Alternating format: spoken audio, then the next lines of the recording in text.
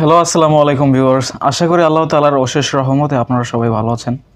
তো ইনশাআল্লাহ আমি নীরব হাসান রাজ আপনাদের দোয়ায় ভালো আছি। বরাবরের মতো আজকেও ফিরে আসলাম নীরব হাসান রাজ অফিসিয়াল ইউটিউব চ্যানেলে আপনাদেরকে আবারও নতুন করে স্বাগত। তো ভিউয়ার্স, আজকে একটি গুড নিউজ আপনাদেরকে দিতে যাচ্ছি। সেই গুড নিউজটি হচ্ছে ফিলিস্তিন কিন্তু একটি স্বাধীন রাষ্ট্র হিসেবে সারা বিশ্বের মধ্যে স্বীকৃতি পেয়েছে। দীর্ঘদিন যাবৎ ইসরায়েলের কাছে শোষিত নিপীড়িত হওয়া রাষ্ট্রটি কিন্তু আসলে স্বাধীন রাষ্ট্র হিসেবে স্বীকৃতি পেয়েছে। আসলে এটি শুধু ফিলিস্তিনের নয়, এটি সমগ্র মুসলিম জাতির জন্য একটি গুড নিউজ, একটি আনন্দের একটি খবর।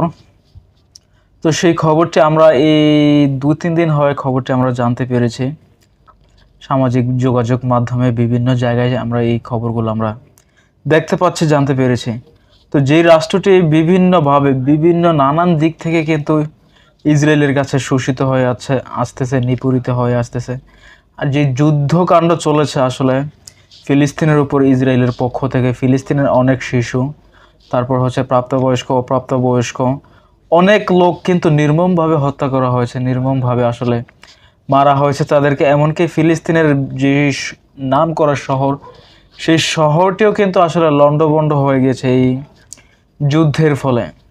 তো অবশেষে এই যুদ্ধ থামতে যাচ্ছে, তাদের সে প্রকৃত শান্তি সেটা হয়তো ফিরতে অনেক লেট হবে। অনেকেই কিন্তু নিজের আপনজন পরিজন হারিয়ে ফেলেছেন, পরিজন হারিয়ে ফেলে কিন্তু পাগলের মতো হয়ে গিয়েছেন, সর্বশান্ত হয়ে গিয়েছেন।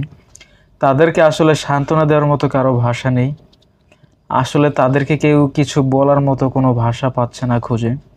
তো সবচেয়ে বড় কথা হচ্ছে স্বাধীন রাষ্ট্র হিসেবে ঘোষিত হয়েছে, এটাই হচ্ছে সবচেয়ে বড় কথা। হয়তো সামনে থেকে আর এরকম যুদ্ধ আর সংঘটিত হবে না, আর এরকম অনেক মুসলিম শিশুদের এবং প্রাপ্তবয়স্ক অপ্রাপ্তবয়স্ক লোকদের এরকম অবিচারে অনাহারে মরতে হবে না। এই যুদ্ধের কারণে কিন্তু সারা দেশে একটি খাদ্যের একটি সংকট লেগে যায়। সেই খাদ্যের সংকটে কিন্তু তাদের অবস্থা নাজেহাল।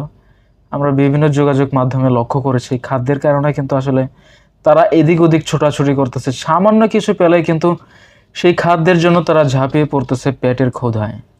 কি করবে?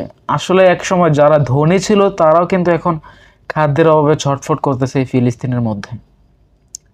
তো ভিউয়ার্স, এই ছিল আপনাদের খুশির খবরটি। তো ভিডিওটি কেমন লেগেছে প্লিজ কমেন্ট বক্সে জানাবেন। আর যারা যারা আমার চ্যানেলে নতুন ভিউয়ার্স, দয়া করে আমার চ্যানেলটি সাবস্ক্রাইব করে আমার ফ্যামিলির একজন সদস্য হয়ে যাবেন।